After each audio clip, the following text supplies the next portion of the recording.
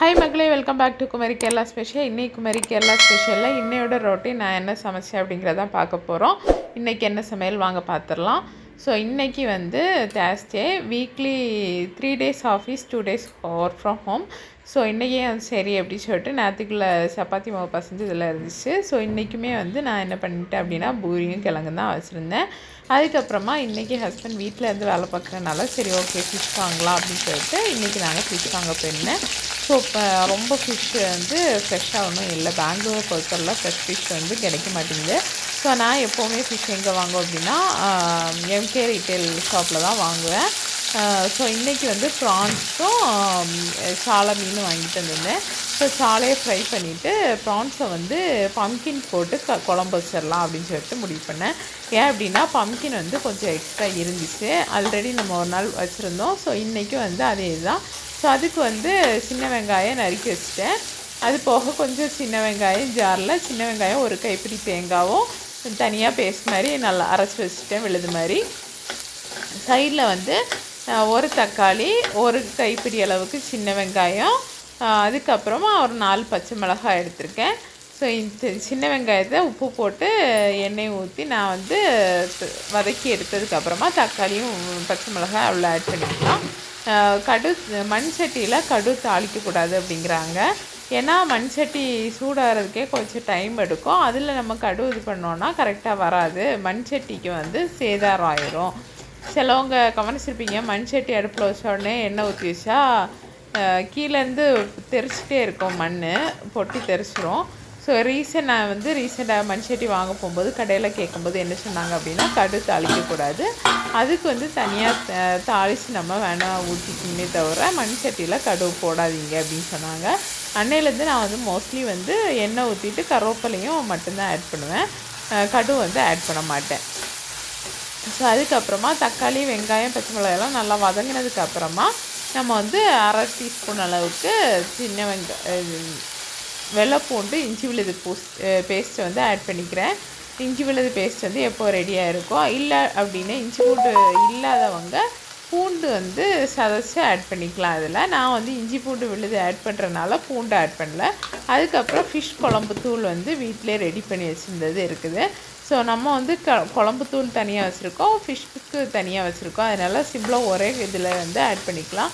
ஏன்னா அதில் வந்து மஞ்சள், ஜீரகம் எல்லாமே ஆட் ஆகி வர்றதுனால அந்த ஒரு குழம்பு தூள் ஆட் பண்ணுறது ரொம்ப ஈஸியாக இருக்குது சமைக்கிறதுக்கு. ஸோ பாருங்கள், அதுக்கப்புறமா நல்லா இது பண்ணதுக்கப்புறமா நம்ம வேக வச்சுருந்த பூசணிக்காய் வந்து இவ்வளோ தான் நான் ஆட் பண்ணுறேன். இருந்து அவ்வளோத்தையும் ஆட் பண்ணிடலாம் அப்படின்னு சொல்லிட்டு நீங்கள் கொஞ்சமாக ஆட் பண்ணாலும் நல்லா டேஸ்ட்டாக தான் இருக்கும். ஸோ பூசணிக்காய் வந்து நிறைய பேர் சும்மா சாப்பிட்றதுக்கு விரும்ப மாட்டோம். இந்த மாதிரி ப்ரான் கூட போட்டு ஆட் பண்ணி சாப்பிட்டோம் அப்படின்னா நல்லாயிருக்கும், டேஸ்ட் நல்லாயிருக்கும், கிரேவியும் திக் கன்சிஸ்டன்சி கிடைக்கும், விரசி சாப்பிட்றதுக்கு நல்லா டேஸ்ட்டாகவும் இருக்கும்.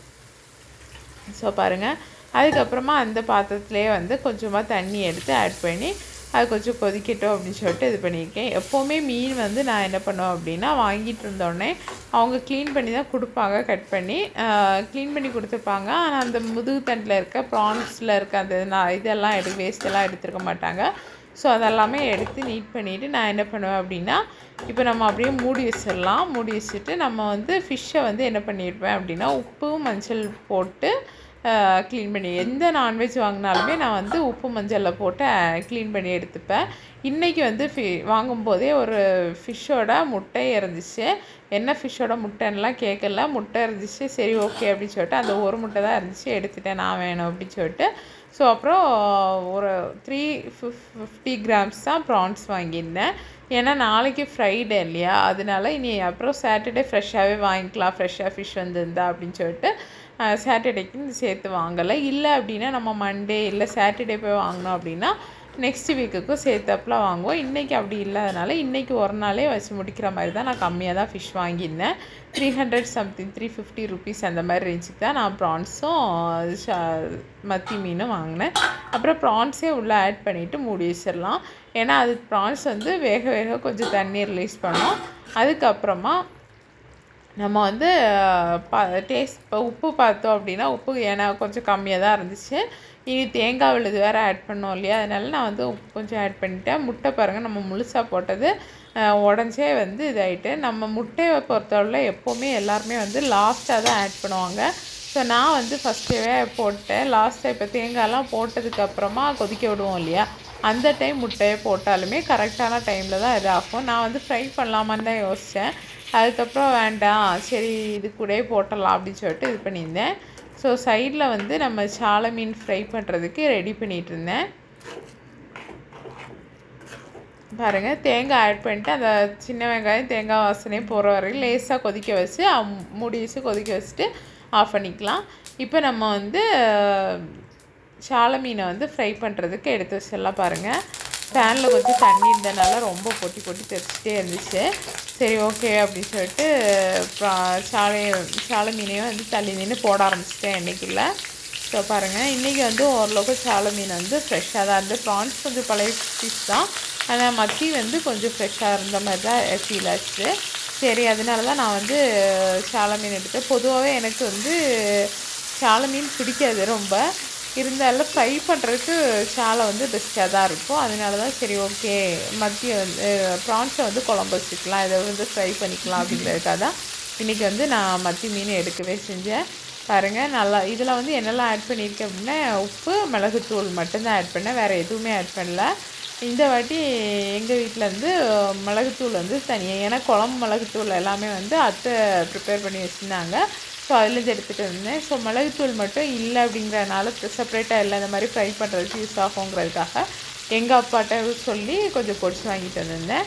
ஸோ இன்றைக்கி இவ்வளோ தான், மத்தி மீனும் ப்ரான்ஸும் வச்சு நல்லா திருப்தியாக சாப்பிட்டோம் மத்தியானத்துக்கு. இன்றைக்கி அதனால் முட்டை எதுவுமே வைக்கல, ஃப்ரை எல்லாம் இருக்கிறனால. பாருங்கள், ப்ரான்ஸ் போட்டு குழம்பு, அப்புறம் ஃபிஷ் ஃப்ரை, இவ்வளோ தான் இன்னையோட மத்தியான சமையல். முடிச்சு சாப்பிட்டுட்டு அப்படியே எடிட் பண்ணிவிட்டு வீடியோ அப்லோட் பண்ணியாச்சு. இவ்வளோ தான் ஃப்ரெண்ட்ஸ். இந்த வீடியோ உங்களுக்கு பிடிச்சிது அப்படின்னா லைக் பண்ணுங்கள், ஷேர் பண்ணுங்கள், சப்ஸ்கிரைப் பண்ணுங்கள். மோர் வீடியோஸ்க்கு மறக்காமல் பக்கத்தில் இருக்க பெல் பட்டனை கிளிக் பண்ணி வச்சுக்கோங்க. தேங்க்யூ ஃபார் வாட்சிங்.